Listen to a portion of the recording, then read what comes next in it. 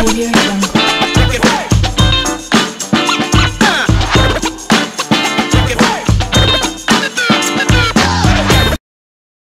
la Fafa, donc comme promis la deuxième vidéo sur Flair, donc on commence les choses sérieuses sans trop perdre votre temps.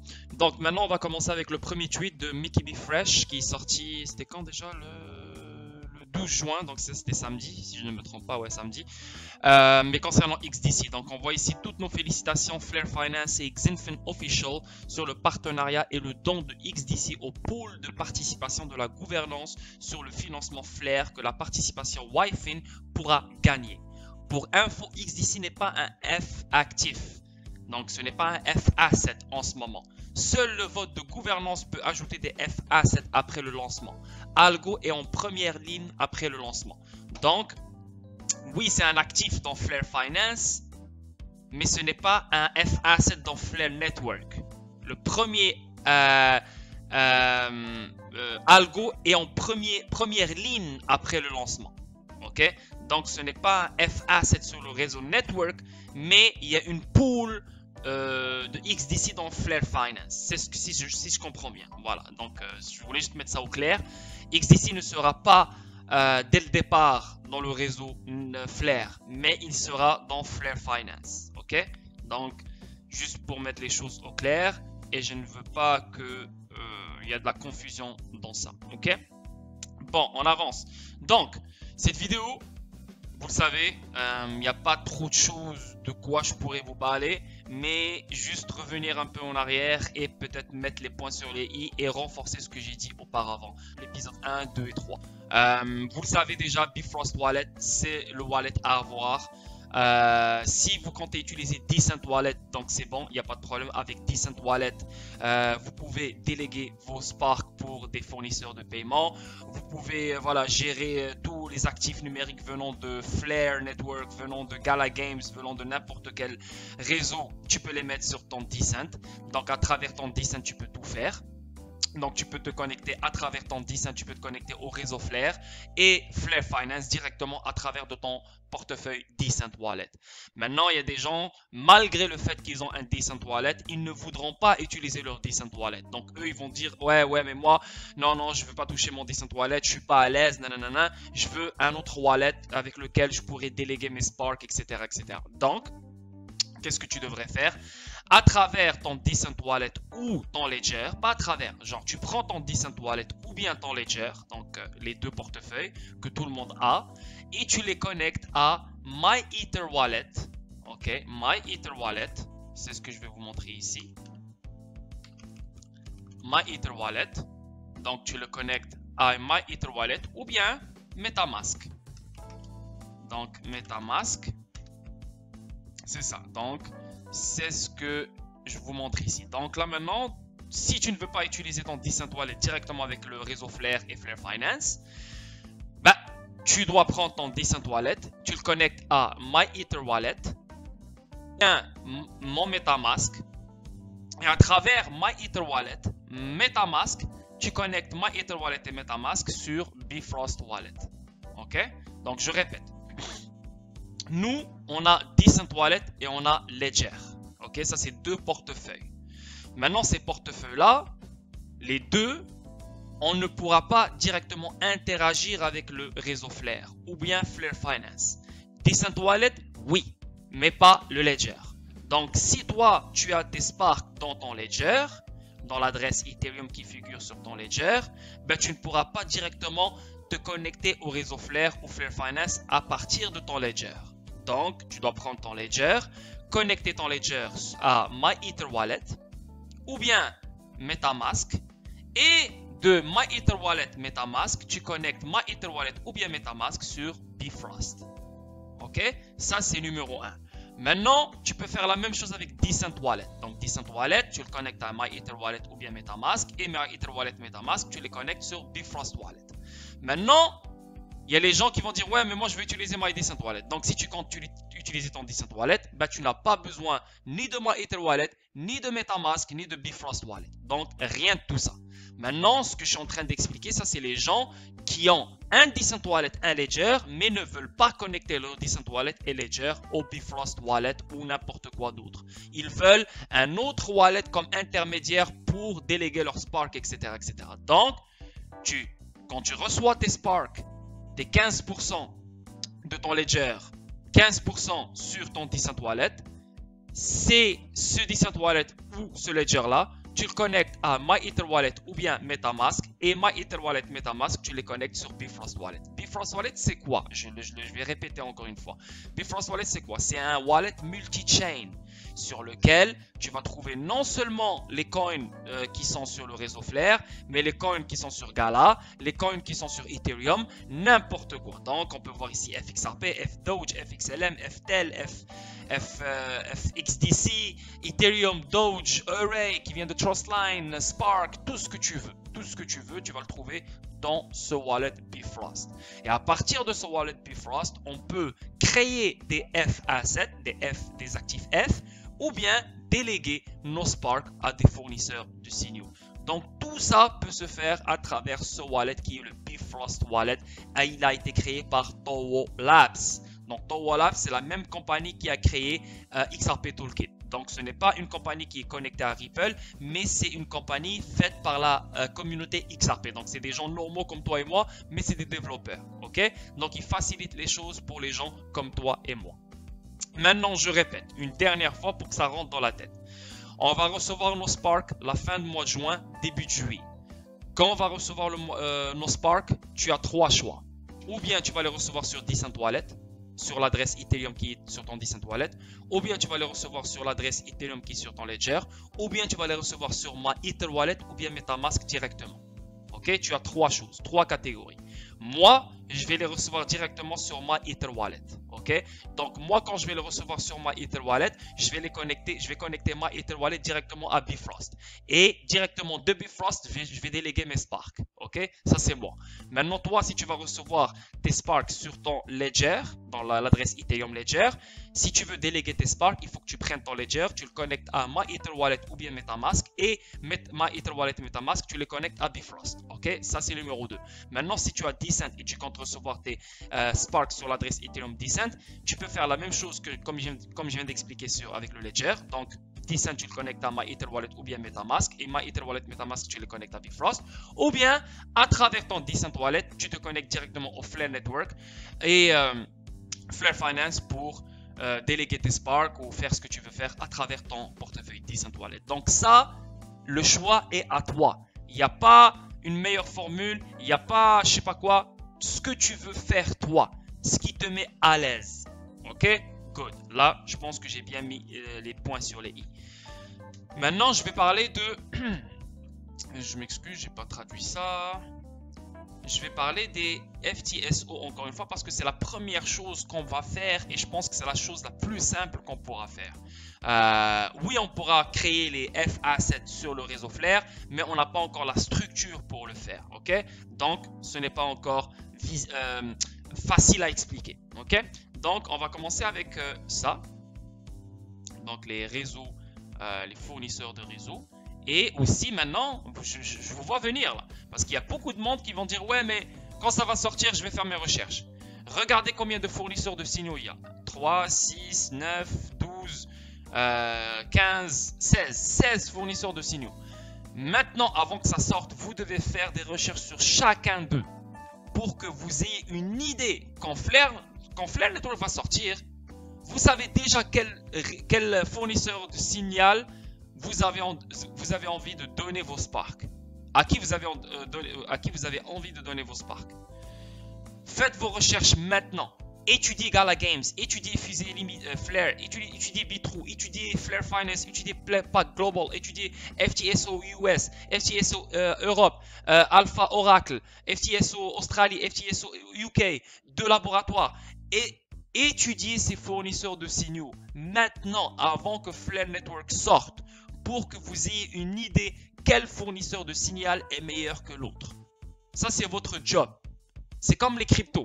Tu es en train de chercher une crypto, ben, tu fais tes recherches sur la crypto. Ben, c'est la même chose. Maintenant, tu es en train de chercher le meilleur fournisseur de signal, ben, il faut que tu fasses tes recherches sur le meilleur fournisseur de signal que Flare Finance présente.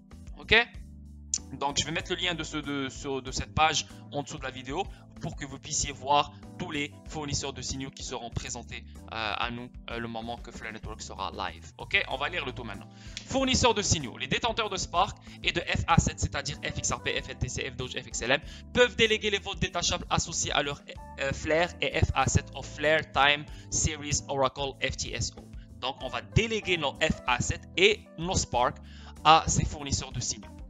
Qui est le flux de prix? Mécanisme pour le Flare Network. Donc, eux, ils s'arrangent à avoir une tarification des prix, une tarification décentralisée pour le réseau Flare. Les détenteurs de Spark gagneront des récompenses sans risque pour cette action. Donc, à chaque jour, on va gagner des Spark gratuitement, sans risque, sans perdre nos Spark qu'on a délégués. Tandis que les détenteurs de FA7 sont incités à participer au FTSO afin de fournir des flux de prix précis pour les contrats intelligents. Cependant, la compétence technique pour le faire peut dépasser la portée ou le temps alloué à la plupart des détenteurs de détail créant un marché pour les services de délégation de vote. Ainsi, les fournisseurs de signaux créent déjà des services conviviaux qui nécessitent une somme modique pour déléguer les votes Flare et FA7.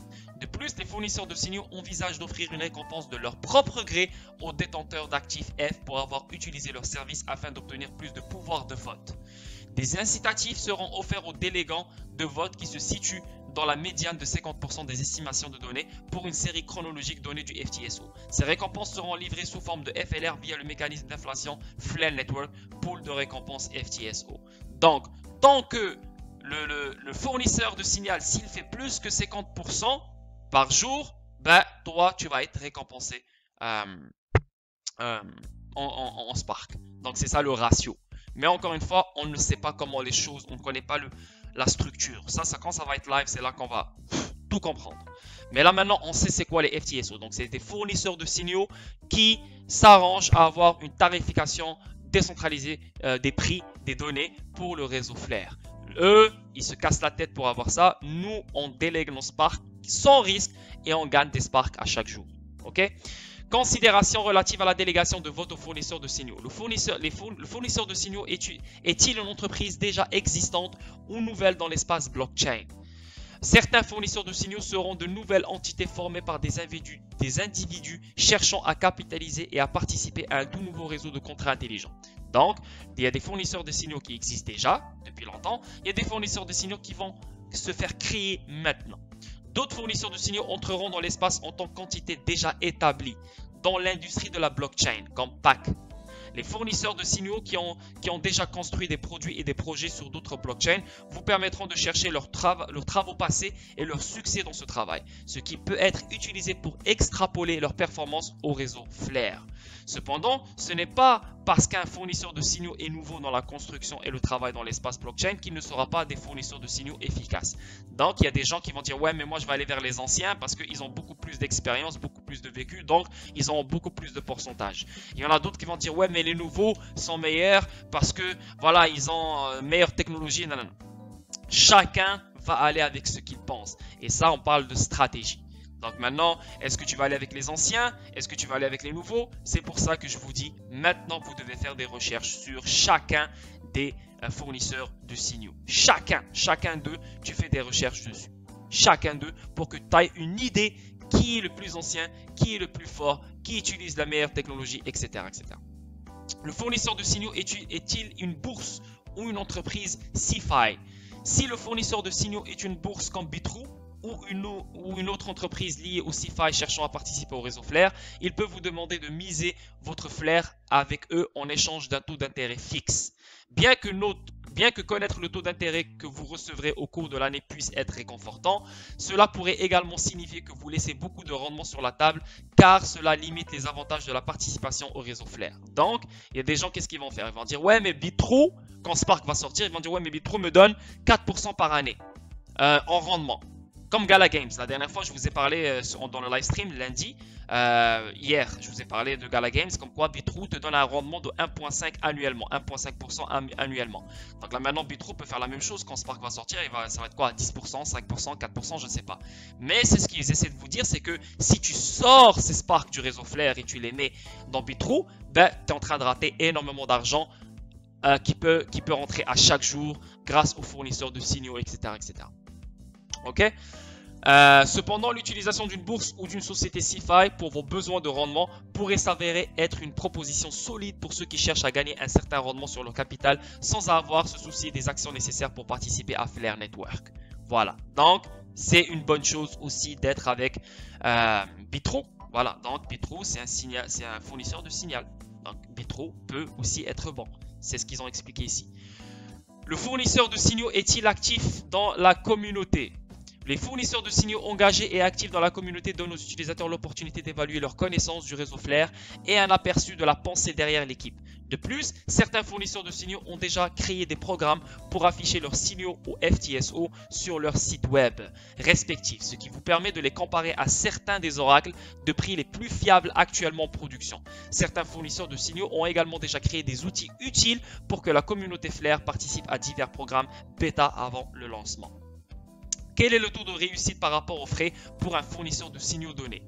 Bien que certains fournisseurs de signaux puissent sembler attrayants en raison des offres des frais moins élevés, il sera important de comparer les frais au taux de réussite réel d'un fournisseur de signaux donné qui gagne des récompenses. Donc voilà, c'est quand on recevra les récompenses venant d'un fournisseur de signaux, c'est là qu'on va savoir si le taux de réussite est bon ou pas. Mais là, pour l'instant, on ne peut pas savoir. Donc, c'est en essayant, en déléguant vos sports que vous allez savoir le taux de réussite. Vous pouvez utiliser la formule suivante pour vous aider à comparer les offres du service des différents fournisseurs de signaux. Donc, malheureusement, cette métrique ne sera pas utile tant que suffisamment de données ne seront pas collectées sur le succès de chaque fournisseur de signaux. Donc, pour qu'un fournisseur de signaux ait du succès, il doit avoir 50% par jour dans son taux de réussite. Donc ce 50%, il va te donner un nombre de Spark par jour, dépendamment combien tu lui as délégué. Ok. Quel est le pouvoir de vote associé au fournisseur de signal? Plus un fournisseur de signaux individuels a de pouvoir de vote, plus il y a de chances que certaines de ses estimations de données de prix se situent dans la médiane de 50%. Donc plus un fournisseur de signaux a des votes, plus ses estimations vont se situer à 50%. De toutes les données transmises pour une série chronologique donnée. Cependant, si les fournisseurs de signaux individuels commencent à accumuler beaucoup plus de votes derrière eux, cela peut conduire le FTSO à devenir davantage un oracle centralisé, ce qui est l'objectif inverse de ce que Flare Network essaie de créer avec ce mécanisme de récompense basé sur la participation pour assurer la décentralisation, une tarification précise des actifs externes sur le réseau Flare. Ben voilà, parce que s'il y a juste un seul, pas juste un seul, ouais, donc voilà, si les fournisseurs de signaux avaient l'opportunité d'accumuler plein de votes à eux tout seuls, chacun il peut accumuler le plus de votes qu'il veut, bah, ça devient centralisé. Le réseau Flare est décentralisé, donc ça ne fonctionne pas. Et c'est pour ça qu'il nous donne, nous, la chance de déléguer nos votes. Donc chaque humain va déléguer les votes qu'il veut, le nombre qu'il veut, donc ça va toujours créer une décentralisation. Okay? Parce que ça ne va pas juste une tête qui va faire ça. Donc ça va être une panoplie de personnes dans le monde entier qui vont séparer leur Spark à différents fournisseurs de signaux. Et c'est ce qui fait que la décentralisation sera renforcée.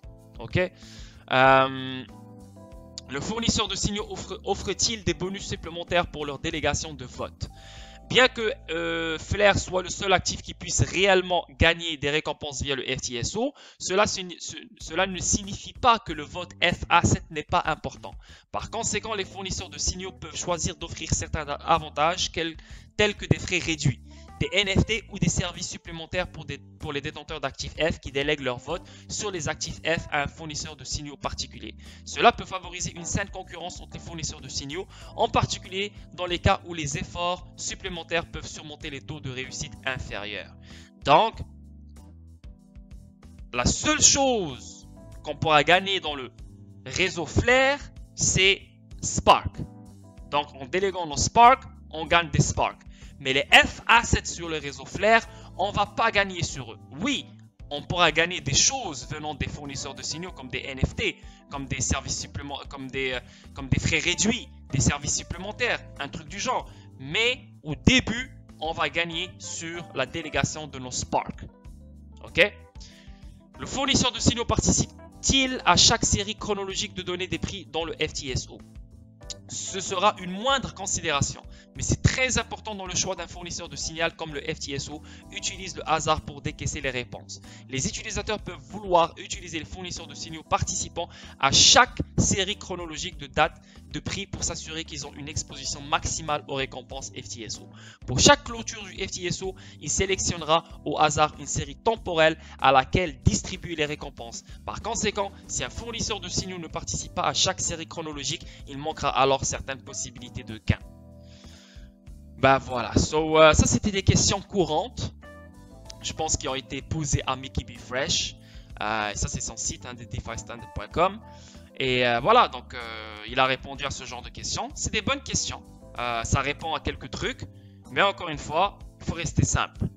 Bifrost Wallet va nous connecter au réseau Flare.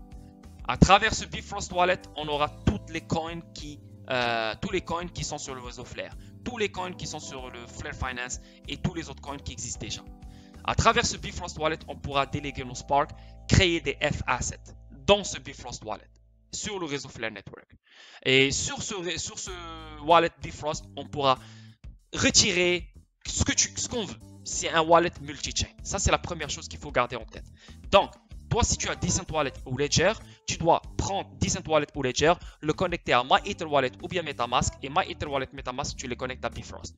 Si tu veux faire ça, si tu ne veux pas faire ça, ben directement, tu peux interagir avec le réseau Flare à travers ton Decent Wallet. Ça, c'est numéro 1. Numéro 2, la première chose qu'on va faire, de 1, on va recevoir nos 15% de Spark, donc les 15% seulement.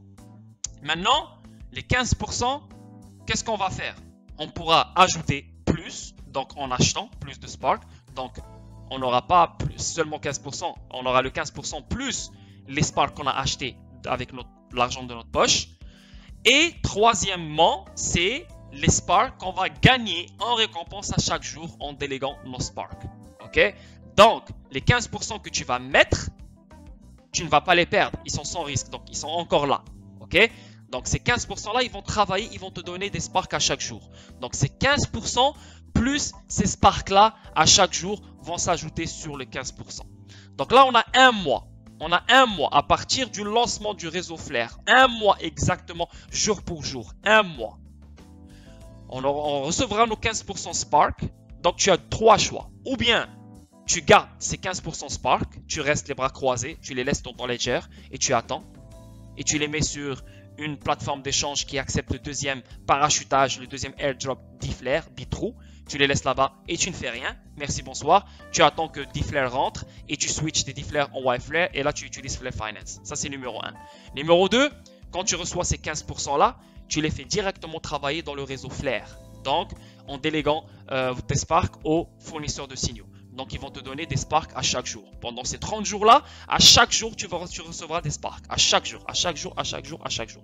Donc, tu auras tes 15% plus ce que tu as gagné pendant ces 30 jours-là seront éligibles au parachutage du deuxième airdrop. Ok? Donc, quand tu finiras avec tes récompenses, il faut que tu prennes le tout et tu le mettes dans un wallet ou dans une plateforme participante qui accepte le deuxième airdrop comme Bitrou. Ça, c'est numéro 2. Numéro 3, ben, tu ne délègues rien, tu gardes tes 15% et tu achètes avec ton argent. Si tu as peur de tout ça, tu dis non, non, non, moi j'ai peur de tout ça, il y a un risque, je ne vais rien déléguer. Ben, tu reçois tes 15% et tu achètes avec ton propre argent.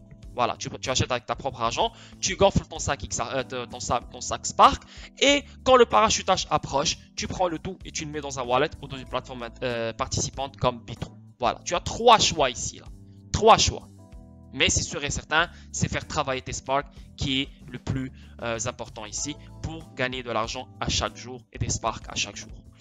Ça, c'est la chose la plus simple et c'est ce que vous devez garder en tête. Maintenant, Flare Finance, quand ça va sortir, oui, il y aura d'autres choses qui vont venir, etc., etc., etc. Mais pour l'instant, on focus sur ça.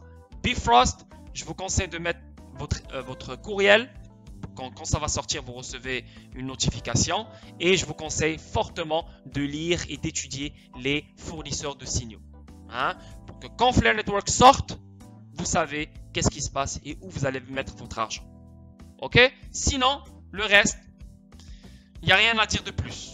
Vraiment. Maintenant, si vous n'avez pas un compte MyEtherWallet ou bien MetaMask, je vous conseille d'ouvrir un compte MyEtherWallet et MetaMask parce que c'est eux que vous allez connecter avec Ledger ou MyDecentWallet pour que vous les connectiez au Bifrost. Ok? Donc, ça, c'est à faire. Maintenant, sinon, vous êtes prêts. Vous êtes prêts. Le moment où vous allez recevoir vos 15%, vous devez les déléguer pour gagner des Spark à chaque jour. Pendant 30 jours. Et quand le deuxième airdrop va venir, on aura des D-Flare et on doit les changer en Y-Flare. Et directement après, Flare Finance va être là. Et là, un autre game et d'autres vidéos, d'autres live streams, blablabla. Ok? Mais ne vous inquiétez pas, je vais continuer à faire des vidéos sur Flare Network jusqu'à que ça sorte. Parce que c'est la fin du mois de juin, début de juillet. Et quand ça va sortir, je vais commencer à faire des live streams une fois semaine minimum. Et je vais circuler sur le réseau Flare, comment je gagne, comment je fais ci, comment je fais ça. Et voilà. Et je vais vous aider à faire la même chose. Ok la famille? Donc voilà, la deuxième vidéo elle est finie. 25 minutes, propre, carré. Donc voilà la famille, je vous vois demain pour une autre vidéo, plus une autre vidéo Flare. Ok la famille, prenez soin de vous. Bye bye, ciao ciao.